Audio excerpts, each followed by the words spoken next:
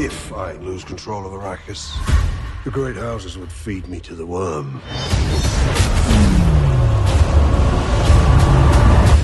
From your perspective, from perspective of your character, what is the Dune prophecy about? From his perspective, it's about controlling the spice production, keeping all of the different houses in their place, maintaining his authority and power in the light of the fact that he doesn't have the confidence to believe that he can do that. So he's having to marry his daughter, his precious daughter, off to a child, which is bizarre in itself, in order to achieve a whole fleet of airships so that he can maintain power. So essentially, from his perspective, it's all about maintaining authority in a treacherous world. Yeah, because when I was watching those first episodes that we received, I could see a little bit tired man who doesn't want to have this empire anymore. He's fed up with it and he would like to give it away to someone from his family, but give it away and have nothing to do with it anymore. I think he just loved to find a beautiful beach somewhere, nice book, kick back, have a swim, soak up the rays, you know what I mean? Take it easy. But unfortunately, he's the emperor of the universe, so he has responsibilities. And I'm curious, when you received the script, did you know the books of Dune of Frank Herbert, or did you see the movies of Denis Villeneuve, or maybe, just maybe, you saw the previous Dune with Sting? I did. I saw a bit of the David Lynch one with Sting, and even more interestingly, I saw that documentary about Khodorovsky.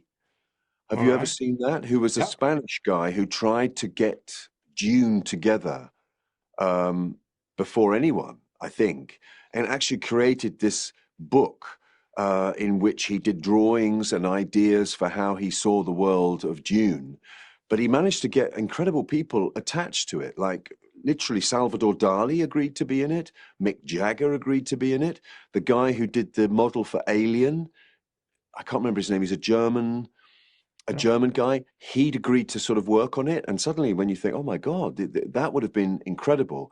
But apparently he was just too erratic and unusual. The studio in the end just balked at the idea and didn't give him the money. So I knew of that. I knew a bit of the David Lynch one. And I'd read one of the Dune books, which I did after I knew that this was coming up, and I'd seen the movie. So I was aware of the world, but I can't say that I'm a diehard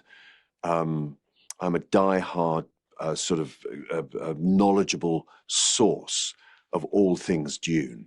But the thing is, you don't need to be to see this series. In fact, you don't need to know anything about the world of Dune in order to see this. And I'm curious, this role came to you before or after this play that I could see 2 weeks ago? You came to see the play? Yes. Wow, 2 weeks ago, actually. That's amazing. That's why I want to ask you, because you play a politician here as well. So I'm curious, which role came to you first? Which one was preparing in your head first? Well, Oedipus, I've been trying to get off the ground for a few years. So strictly speaking, I knew about that before I knew about Dune.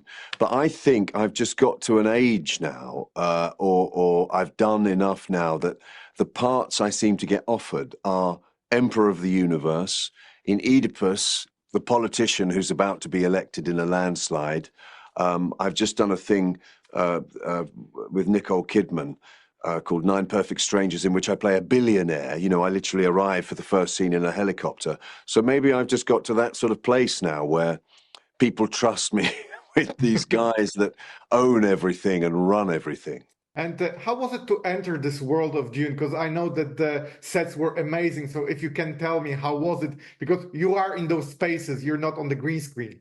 Yeah, it was really impressive. I mean, really, the quality of the craftsmanship on all of those things and the vision of the design, impeccable. Right down to the tiny things like the ring that I wore has this particular stamp on it. And I found that stamp constantly on various bits of set where the emperor lived. The costumes, amazing. The sets, totally believable. And it meant there was, you know, it could just let you get on with creating the relationships between the characters rather than trying to persuade anybody that you were really in that world, because you just were in that world. And you believed yourself that you're an empire of the whole galaxy? Yeah.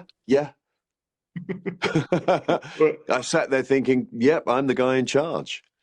But the fascinating thing about him, obviously, is that he isn't confident in the way that you would expect that guy to be. So that was the interesting bit to play.